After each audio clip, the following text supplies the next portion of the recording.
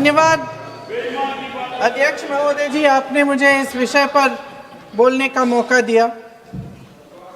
कुछ दिनों पहले हम राम मनोहर लोहिया अस्पताल गए थे। पुलिस लाठीचार्ज में घायल दिल्ली की उस छात्र की स्थिति जानने के लिए जो आईसीयू में अपनी जिंदगी की सबसे बड़ी लड़ाई लड़ रही है।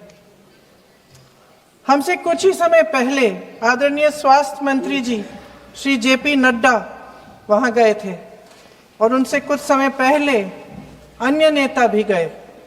जब तक हम वहां पहुंचे, उस लड़की की मां नेताओं के आने जाने से गुस्से में थी। सुन लीजिए, सुनिए, किसी की पीड़ा का मजाक नहीं उड़ाते। कोई भी हो, किसी की पीड़ा का मजाक नहीं उड़ाते। आप संसद में बैठे हैं, निशिकांत जी आप बना रहे हो। जब तक हम वहां पहुंचे, उस लड़की की मां नेताओं के आने जाने से गुस्से में थी। किस लिए आए हो? उसने आईसीयू के दरवाजे के बाहर खड़े होकर हमें पूछा। हमारे सामने कांपते हुए हाथ जोड़े कहने लगी कि धन्यवाद आप आए हैं, ठीक है, मगर मुझे किसी से नहीं मिलना, मुझे किसी से बात नहीं करनी। महोदय, उस मां की पीड़ा से उसका पूरा शरीर कांप रहा था, लेकिन उसने दृढ़ आवाज में कहा, सुबह से बड़े बड़े लोग यहां आ रहे हैं, एक के बाद एक वीडियो बना रहे हैं। वह भी आए जिन्होंने मेरी बेटी का ये हाल किया है। किस लिए? उसने हमसे पूछा। किस लिए? मेरी बेटी की बलि तो चढ़ गई है, लेकिन उसे कुछ भी हो जाए तो मैं उसके लिए अपने आप लड़ूंगी। मुझे किसी की मदद नहीं चाहिए, मैं अकेले लड़ लूंगी। महोदय, शायद मुझे यहाँ खड़े होकर सबके सामने ये बात नहीं कहनी चाहिए, मगर उस माँ की गुहार ने मुझे शर्मिंदा किया। उसके दिल के टूटने की वो आवाज जो अस्पताल की दीवारों से में गूंज रही थी, मेरे मन में अभी भी गूंज रही है। इसलिए उस माँ की इजाजत लिए बिना मैं आपके द्वारा आदरणीय प्रधानमंत्री महोदय जी और आदरणीय गृह मंत्री महोदय जी से पूछना चाहती हूँ कि क्या जरूरत थी एक मासूम बच्ची पर इस तरह दमन करने की? क्या जरूरत थी उन छात्रों पर आंसू गैस चलवाने की, उन पर लाठियां बरसाने की, उन पर वाटर कैनन्स चलवाने की? क्या जरूरत थी उन नौजवान लड़कियों को जलील करते हुए उनके कपड़े फाड़ने की, उनको बेरहमी से गंदी तरह पिटवाने की? देश के युवाओं पर पैलेट गन्स और AK-47 चलवाने की क्या आवश्यकता थी? क्या वे आतंकवादी थे? क्या आतंकवादी हैं? टेररिस्ट हैं? हाँ, कांग्रेस बोल रही है। हाँ, कांग्रेस बोल रही है। जवाब दीजिए, जवाब दीजिए। कांग्रेस बोल रही है, जवाब मांग रही है, जवाब दीजिए।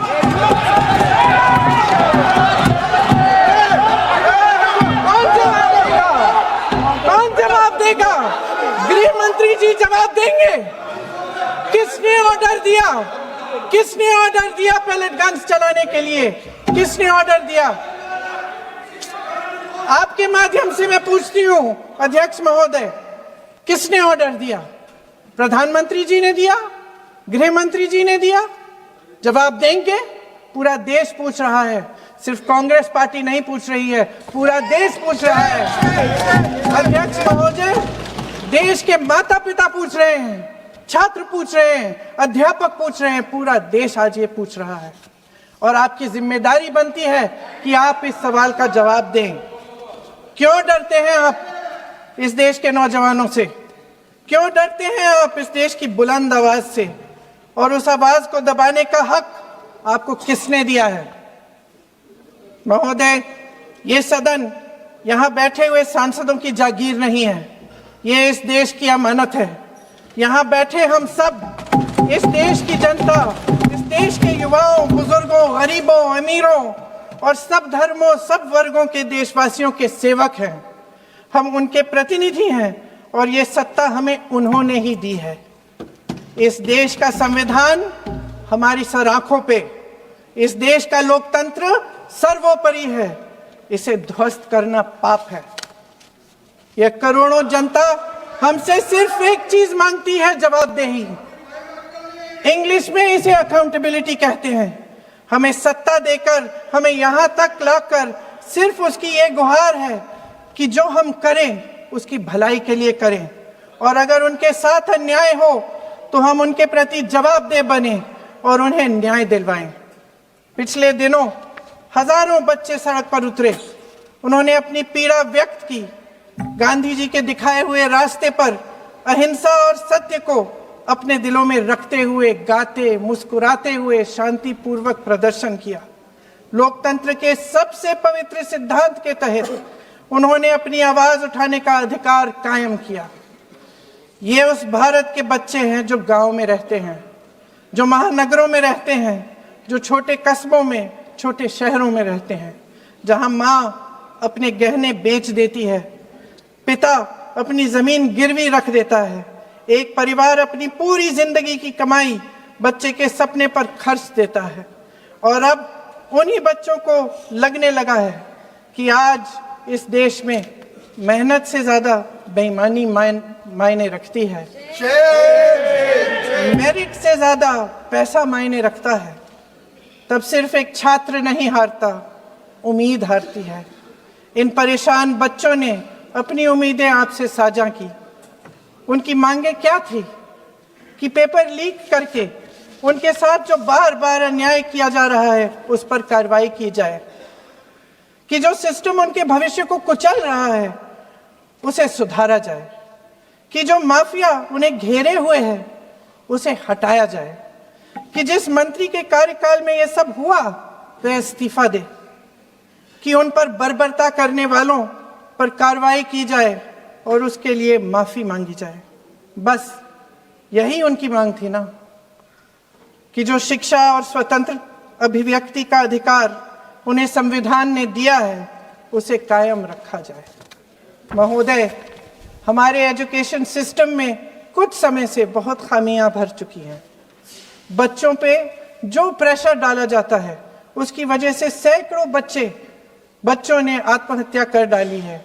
उससे भी ज्यादा बच्चे डिप्रेशन में डूब रहे हैं। परिवारों पर बच्चों को पढ़ाने लिखाने के लिए घूस, capitation fees, tuition fees, coaching fees आदि के घिनौने दबाव हैं।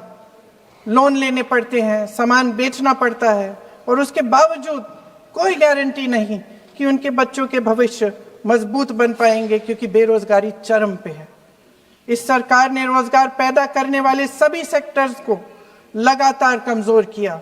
एग्जामिनेशन सिस्टम खुद फेल हो गया है। पिछले दशक में 152 पेपर लीक हुए, 750 करोड़ छात्र प्रभावित हुए, मगर एक भी दोषी, एक भी माफिया को सजा नहीं।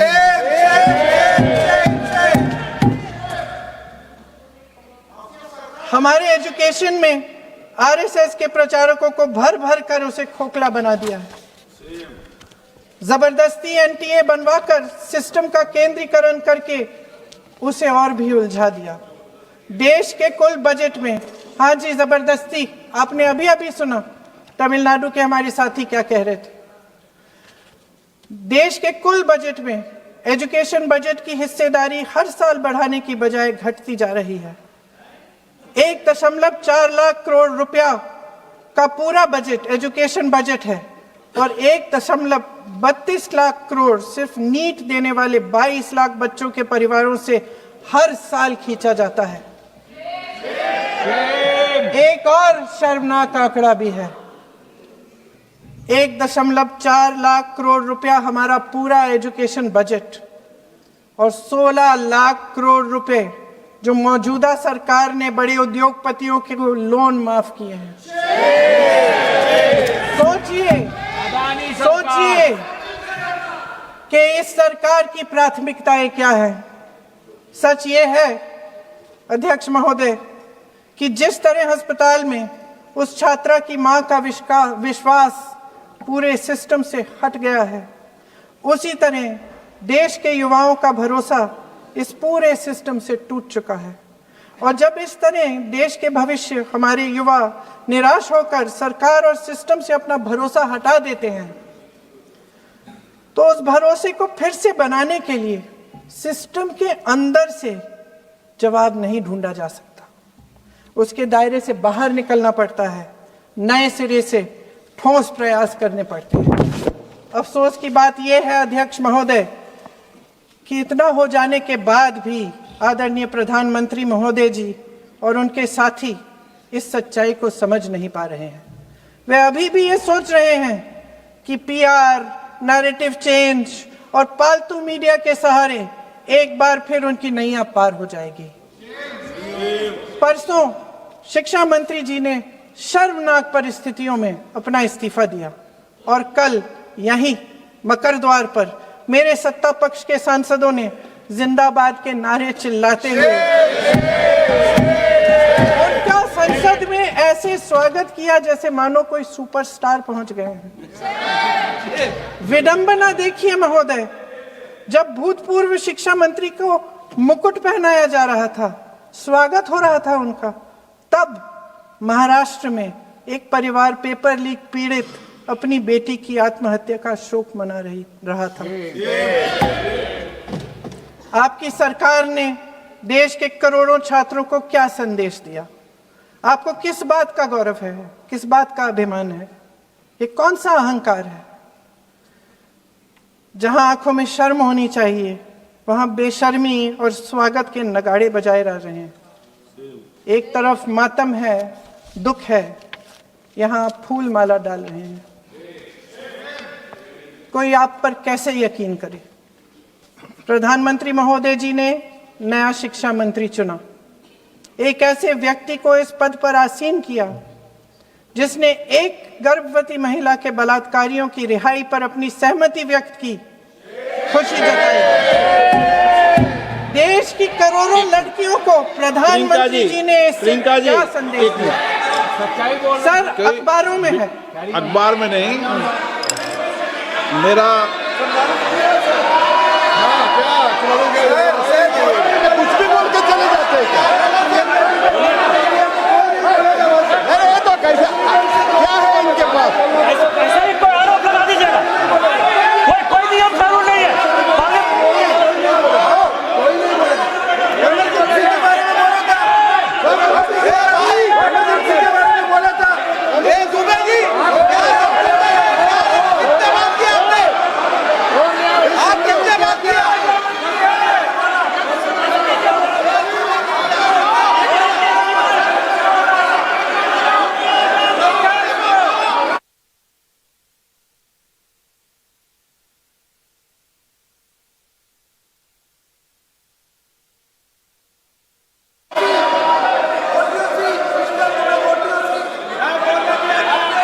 अध्यक्ष महोदय जी, जो श्रीमती प्रियंका वाड्रा गांधी जी बोल रही थी, तो बीच में उनके वहाँ से भी टोका टोकी पहले भी हुए, हमारे यहाँ से भी हुए थे। अभी हम लोग तो शांति से सुन रहे हैं, लेकिन जो अभी अभी हमारे वर्तमान नए शिक्षा मंत्री को जो उन्होंने टिप्पणी की, कैरेक्टर असैसिनेशन है एक तरीके से संसद में, और इस तरीके के भाषा हम उम्मीद नहीं करते हैं। मैं इसमें प्रहलाद जोशी जी ने भी खुद कहा है, एक तो उन्होंने प्रियंका जी ने जो गलत बात कही है रिकॉर्ड पे, उसको रिकॉर्ड से हटा दिया जाए। दूसरा इस तरह का भाषा का इस्तेमाल ना करें। आपने डिबेट से पहले आपने अपील किया कि संसद में डिबेट का स्तर को नहीं गिराने चाहिए। उनके पार्टी के वो सीनियर लीडर है, वो पहली बार चुन के आए हैं, मगर उनके पार्टी में सीनियर है। जिम्मेदारी के साथ बोलना चाहिए। अगर पूरा ऑथेंटिकेट नहीं कर सकते हैं तो मैं ये मानता हूं कि उनको क्षमा मांगना चाहिए सदन से।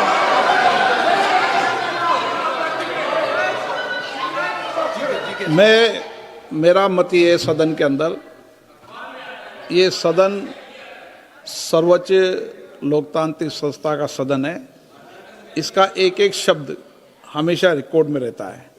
मैं माननीय सदस्य से आग्रह करूंगा कि बिना तथ्यों के हमें इस तरीके के सदन के पटल पर बात नहीं करनी चाहिए।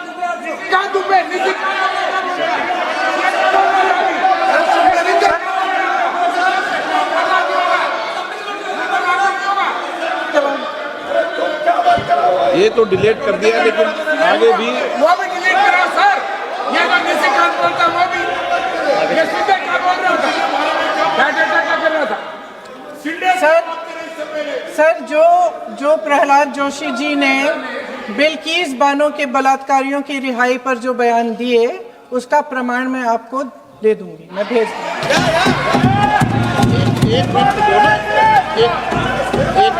मैं ऑथेंटिकेट करूंगा। स्पीकर का डायरेक्शन 115, उनको पहले ऑथेंटिकेट करने कहिए सर। ऑथेंटिकेट करेंगे उसके बाद वो आगे बढ़ेंगे, ऐसे नहीं होगा। पहले ऑथेंटिकेट करने दो सर। उनको ऑथेंटिकेट करने के लिए कहिए, ऑथेंटिकेट करने कहिए उनको।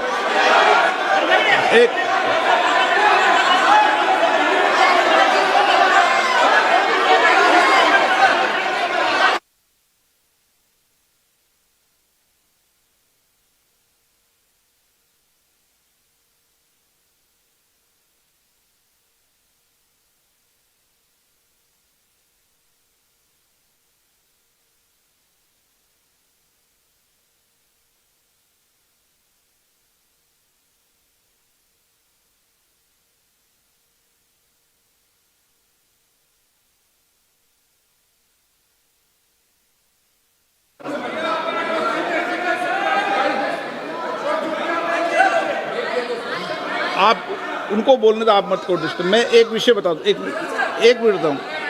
नियम 353 के अंदर फिर मैं एक बार स्पष्ट कर दूं, किसी भी सदस्य द्वारा किसी भी व्यक्ति के विरुद्ध मानहानि या अभियोगात्मक प्रकृति का कोई आरोप नहीं लगाया जाएगा जब तक कि सदस्य ने अध्यक्ष और संबंधित मंत्री को पर्याप्त अग्रिम सूचना नहीं दे दी हो।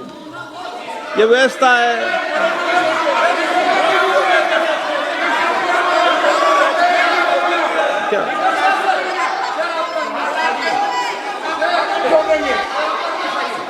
House, ma'am. The same house. Honorable Shrikant Bey told, still that is in the record about Indira Gandhi ji. Still that is in the record. Still that is in the record. Sir, you are not removed, sir. बोलो, आप भी बोल लो। Sir, केसी वेणुगोपाल जी ने जो नाम लिया है और मैं नेहरू जी के बारे में जो बात कहा है मैंने सर, मैं उस पर कायम हूं और मैं किताब जो है ऑथेंटिकेट करने के लिए तैयार हूं। अय्याज थे नेहरू, अय्याज थे। मैं फिर दोबारा रिपीट कर रहा हूं, आई एम अगेन रिपीटिंग। यही फैक्ट है और वो किताब में ऑथेंटिकेट करके दे रहा हूं। I am authenticating that book.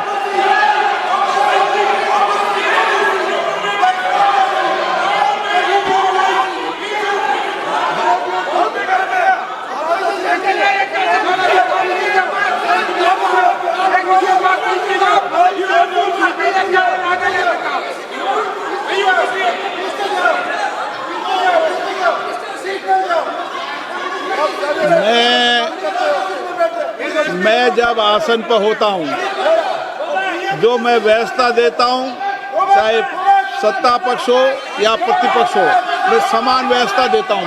मैं जब आसन पर होता हूं,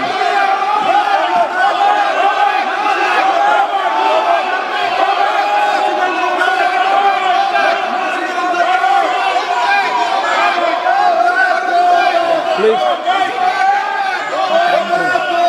बोलने दो। आप उनको बोलने दें, उनको बोलने दें। नो, अरे आप उनको नहीं बोलने देना चाहते? चलिए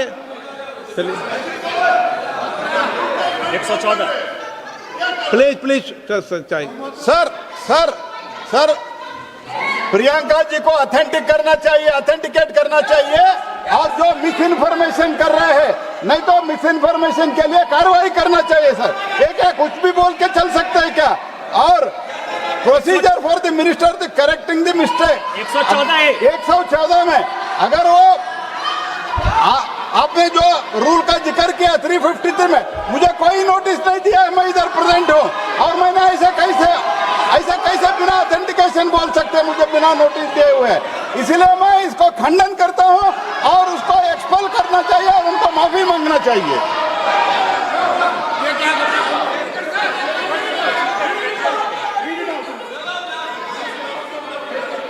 नहीं, ये चैप्टर आगे नहीं बढ़ेगा sir.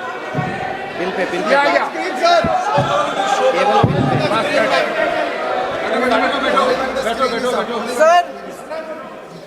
Sir here is a newspaper माननीय आर्टिकल। सदस्य, सर पूरा बुकी लेके आए आपने, बुकी लेके आ सकता है। Sir written by a respected माननीय journalist, सदस्य, I will authenticate using this, sir. आप माननीय सदस्य प्लीज इसको छोड़ दें।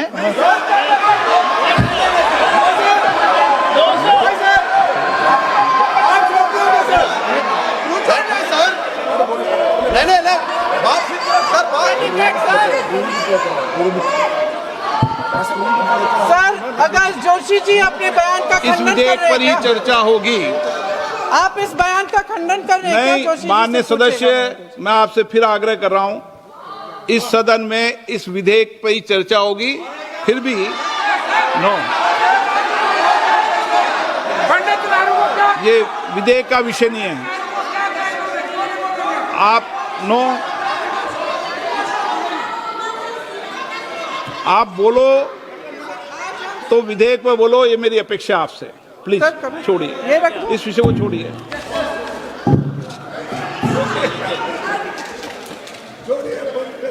आज हम सदन पटल पर एक ऐसे विधेयक में संशोधन पर डिबेट कर रहे हैं जो 2024 में पारित हो चुका था और इसमें मुख्य संशोधन यही है कि पेपर लीक के अन्य अपराधों के लिए सजा बढ़ाई जाएगी। मगर जब से ये विधेयक पारित हुआ तब से अब तक इस सरकार ने एक भी अपराधी को सजा नहीं दी। आपने देखा है कि कल और परसों से फेस रिकॉग्निशन द्वारा प्रदर्शन करने वाले बच्चों के नाम और पते सार्वजनिक किए जा रहे हैं, मगर यही काम पेपर लीक करने वाले अपराधियों के लिए अभी तक नहीं किया गया। ना इस विधेयक में पेपर लीक रोकने के कोई ठोस कदम है। इससे देश के युवाओं का भरोसा कैसे बनेगा? अध्यक्ष महोदय, आदरणीय प्रधानमंत्री महोदय जी को आपके माध्यम से मैं कहना चाहती हूं कि शायद उन्हें अपने सलाहकार बदलने चाहिए। वे असलियत से एकदम टूट चुके हैं। नई कमेटियां बनाने से काम नहीं चलेगा। उनका अध्यक्ष चाहे कोई भी हो। राधा कृष्ण कमेटी भी व्यवस्था में सुधार लाने के लिए बनी थी। आज तक उसकी एक सिफारिश लागू नहीं हुई है और इस नई कमेटी में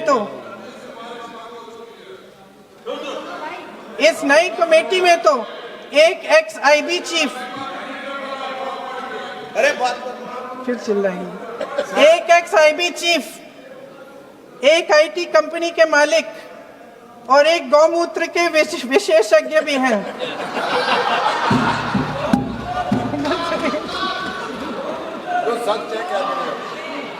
इन्हें शिक्षा के बारे में क्या पता जी? सर सच है। आप आज मेरे से नाराज हो रहे हैं। मन मुस्कुरा लीजिए। उनको आपने भी चुनाव लड़ा।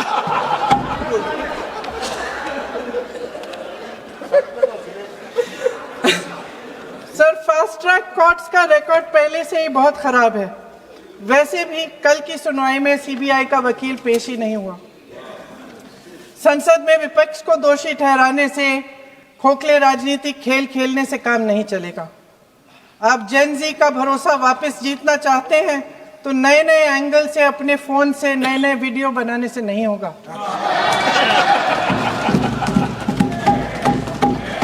प्रधानमंत्री जी को कैमरे का एंगल नहीं, दिल का एंगल बदलना पड़ेगा। ये जेनरेशन जागरूक है, समझता है। झूठ पहचानने की उसकी अपार क्षमता है। इनका दिल और दिमाग जीतने के लिए आपको सच्चाई पर उतरना पड़ेगा। आपके शासन के चलते इस नौजवान पीढ़ी के साथ घोर अन्याय हुआ है, बर्बरता हुई है। इस सच्चाई को स्वीकार करिए। अपनी जिम्मेदारी से पीछे हटने से काम नहीं चलेगा। आदरणीय प्रधानमंत्री महोदय जी, आपको जिम्मेदारी लेनी पड़ेगी, ठोस कदम उठाने पड़ेंगे। शिक्षा विशेषज्ञों को इकट्ठा कीजिए, छात्रों, अध्यापकों, सभी स्टेक होल्डर्स को साथ लेकर, अन्य विचारधाराओं के थॉट लीडर्स के साथ गहरी चर्चाएं करवाकर एक नई शिक्षा प्रणाली तैयार कीजिए। मौजूदा नेशनल एजुकेशन पॉलिसी में 8 महीने तो एग्जाम चलते हैं, अध्यापकों को पढ़ाने का समय नहीं मिलता। सिर्फ आरएसएस के लोगों से भरने की बजाय सिस्टम को शिक्षित, एजुकेटेड, उन्नत और उदार दृष्टिकोण के लोगों से भी भरिए, जिनकी योग्यता सिर्फ उनकी विचारधारा न हो। रोजगार पैदा करने के सख्त कदम उठाइए, इस पर फोकस करिए।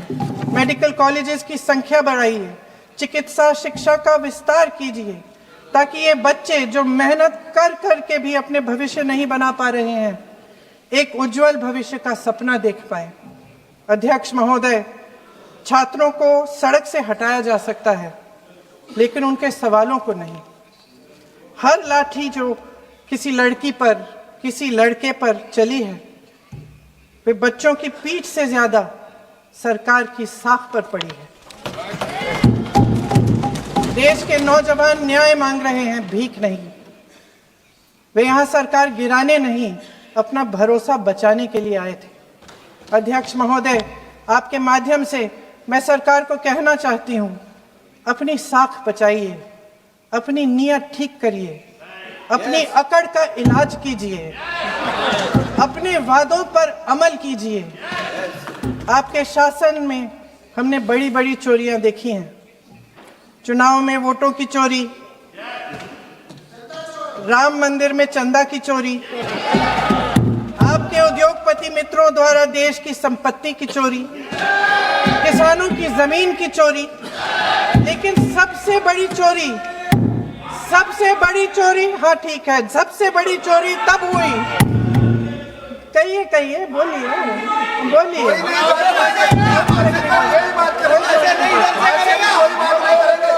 सुन लीजिए, शांति से सुन लीजिए, शांति से सुन लीजिए। आपको मौका मिलेगा, आप जितनी भी चोरियों की बात करना चाहते हैं आप कर लीजिए, अभी मेरा समय है। सबसे बड़ी चोरी तब हुई जब देश के नौजवानों के भविष्य, उनके सपने चुराए गए। भविष्य की चोरी, सपने की चोरी किसी भी चोरी से कहीं बड़ी होती है महोदय।